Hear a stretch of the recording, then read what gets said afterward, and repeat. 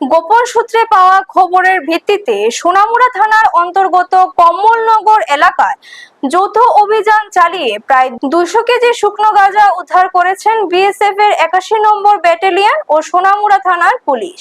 অভিযানে এক সন্দেহভাজন মাদক কারবারিকেও গ্রেপ্তার করা হয়েছে।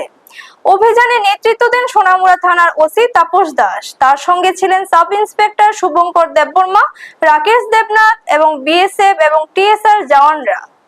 পুলিশ সূত্রে জানা গেছে, গ্রেপ্তার হওয়া ব্যক্তির বিরুদ্ধে দীর্ঘদিন ধরে মাদক পাচারের অভিযোগ রয়েছে।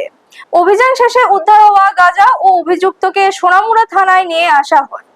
ওসি তাপস দাস জানান, উদ্ধার হওয়া গাঁজার আনুমানিক বাজার মূল্য প্রায় 30 লক্ষ টাকা। এই মাদক কি উদ্দেশ্যে মজুত করা হয়েছিল এবং এই চক্রের সঙ্গে আরো কারা জড়িত তা খতিয়ে দেখা হচ্ছে। এই ঘটনায় অভিযুক্তদের বিরুদ্ধে এনডিপিএস আইনে সোনামুড়া থানায় একটি মামলা রুজু করা হয়েছে। পুলিশ পুরো ঘটনা তদন্ত চালিয়ে যাচ্ছে। ব্যুরো রিপোর্ট, নিউজ তৎকাল 24। ভোররাতে আমাদের কমলনগর যে উগিরা টিলা আছে, এখানে গোপন সংবাদের ভিত্তিতে একটা জয়েন্ট অপারেশন করা হয়, যেখানে আমরা পার্টিসিপেট করেছি আমরা সোনামুড়া থানা, 81 ব্যাটালিয়ন বিএসএফ, 11 ব্যাটালিয়ন টিএসআর সম্মিলিতভাবে। তো আমরা গোপন সংবাদের ভিত্তিতে এই অপারেশনটা করি, যেখানে বলা হয়েছিল যে হিউজ কোয়ান্টিটি ড্রাই গাঞ্জা যা মাটির নিচে খনন করা আছে।